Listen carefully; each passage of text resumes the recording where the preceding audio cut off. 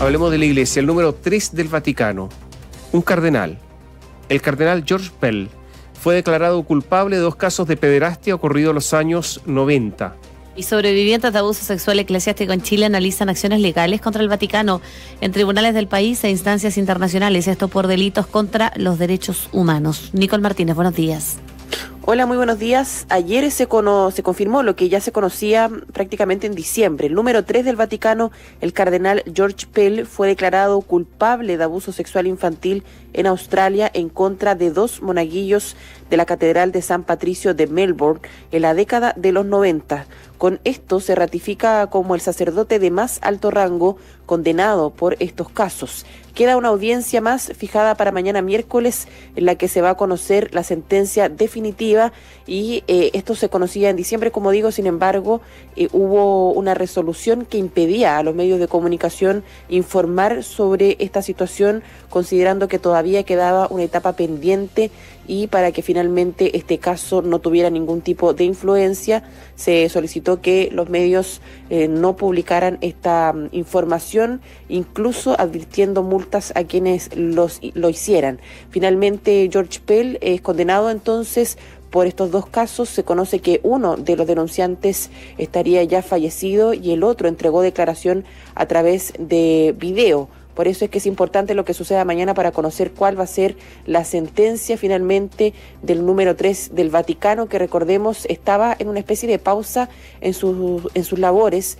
dentro del Vaticano, esto a propósito precisamente de la investigación que se llevaba en su contra. Esa fue decisión del Papa Francisco. Eso por una parte. Mientras tanto, en Chile, los sobrevivientes de abusos eclesiásticos consideran que este tipo de delitos tenían un modus operandi por parte de religiosos y religiosas, tanto de alto rango como también de sacerdotes que tenían un rango inferior, que el comportamiento fue similar además en todos los países donde han ocurrido, y por eso es que plantean que existe una asociación ilícita. En Chile y en Argentina decidieron promover ciertas acciones, como por ejemplo solicitar a los estados que pidan a la ONU declarar al Vaticano como un estado genocida, perpetrador de delitos de lesa humanidad, pero también van a promover denuncias en tribunales penales de cada país y en instancias internacionales relativas a los derechos humanos. Parte de lo que planteó uno de los denunciantes del caso Maristas, Jaime Concha. Ciertas formas de operar que son muy similares, y tiene que haber una forma que la Iglesia durante años ha traspasado esa información. Vamos a tratar de demostrar que aquí hubo asociación ilícita y un crimen organizado en torno a la pederastia. Y si no lo podemos demostrar en el Estado chileno, tendremos que concurrir a las Cortes Internacionales de Derechos Humanos para tratar de demostrar que se trata de crímenes de lesa humanidad. Con esto adhieren también a propuestas que salieron desde Argentina. Ahí el abogado de la red de sobrevivientes trasandinos, Carlos Lombardi, sostuvo que hay que acordar un método para concretar las acciones, pero que la idea también es darle responsabilidad a los estados. Consideró que tras este encuentro de obispos en el Vaticano, tanto el Papa como la Iglesia en general perdieron. Involucrar a los estados generándoles responsabilidad, porque aquí los estados están mirando para otro lado cuando tienen dentro de su territorio a otro estado extranjero que para nosotros es un estado genocida. El Papa Francisco en particular y la Iglesia Católica en general perdió. El Papa, que es un demagogo que confirmó su demagogia, es por esa razón que la red de sobrevivientes argentina salió con los tapones de punta, que es un nuevo acto de simulación, un nuevo acto de hipocresía. Es una visión distinta a la que tiene el doctor en la historia de la Iglesia, Marcial Sánchez, quien cree que tras esta cita el Papa salió fortalecido. Yo creo que el Papa gana. Él coloca un tema sobre la mesa y lo visibiliza. No estaba necesariamente sobre la mesa en todas las conferencias episcopales a nivel mundial. Da cuenta de las atrocidades que se han cometido y los horrores que se han cometido en algunos países del mundo a la luz de la fe. Habían sectores dentro del Vaticano que no estaban muy interesados de que efectivamente todos estos asuntos se ventilaran públicamente. Bueno, hablamos también con el administrador apostólico de Puerto Montt, Ricardo Morales. Él tuvo una visión positiva de la reunión en el Vaticano, en especial porque dijo que hubo un testimonio sin filtro por parte de las víctimas y que eso era necesario. Consideró que no fue una movida de marketing, como catalogaron los denunciantes. Se escuchó a las víctimas y se las escuchó sin filtro. Siempre van a haber opiniones distintas y yo creo que las opiniones enriquecen el debate. operación de marketing, yo creo que en la iglesia jamás va a estar un interés de limpiar una imagen o una operación de marketing, porque finalmente todo lo que estamos haciendo es mostrar las heridas, mostrar las llagas. Yo creo que no hay lavado de imagen posible.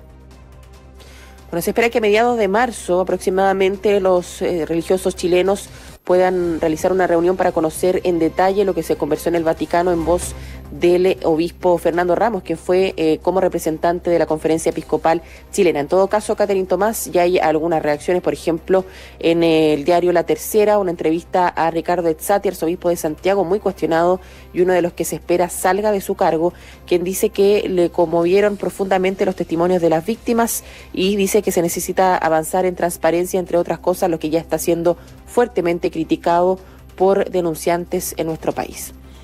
Y que a la Iglesia Católica le queda un larguísimo camino por recorrer. Esto está recién empezando. Sí, además que esto de los testimonios, el perdón y la conmoción, como que ya se ha dicho varias veces. Yo me imagino que, como tú lo has dicho, Nicole, también lo que esperan aquí las víctimas son hechos concretos, más que compatibilizar con sus sensaciones o con su sentir, digamos. O sea, para pedir perdón primero hay que saber la verdad. No sabemos toda la verdad. El informe Chicluna todavía no está a disposición de la justicia en Chile. Hablemos de los chilenos, no tenemos el informe de Chicluna en Chile a disposición. Entonces, claro, muchas declaraciones, está bien, pero la verdad primero. Y en eso todavía la Iglesia Católica está al debe. Lo segundo, Claro, sí, perdona, Nicole, los abusos contra las monjas. Es un asunto que todavía empieza recién a conocerse. ¿Qué ha pasado con las monjas? En fin, yo creo que este es un largo camino. Ahora, no sé si en este largo camino lo va a alcanzar a recorrer la Iglesia. Porque en una de esas no queda tan empequeñecida que después da lo mismo, un poco como una cosa como ya histórica. Se tienen que apurar, esa es mi impresión. Y van un poco lento. ¿Sí? Lo que iba a aportar es que las víctimas, bueno, ya dicen que el tiempo del perdón pasó, porque en el fondo desde que vino el Papa hasta ahora solamente han pedido perdón y que eso ya es una etapa pasada, dice la víctima, y que por lo tanto ahora lo que esperan es precisamente que se cumplan las normas que ya están. No piden que se instalen nuevas normas. Y hasta las normas que se cumplan. Y lo segundo, obviamente, que se instale una obligación para que la Iglesia entregue los datos a la justicia ordinaria y que, obviamente, en el caso chileno llegue el informe Chicluna, que ha sido liberado de forma parcial solamente cuando se solicitan en casos específicos. Por eso es que dicen que ya basta de hablar tanto, sino que lo importante ahora son las acciones. Y lo que dicen también algunas víctimas es que lo único que salió fortalecido de este encuentro de obispos, uno, obviamente, las víctimas por poder dar su testimonio frente a los obispos de todo el mundo, y segundo lugar, Charles Chicluna, que podría ser un hombre clave también en los cambios que se vengan de aquí en adelante. Gracias, Nicole. Buenos días. Buenos días. Información precisa y plural. Radiograma.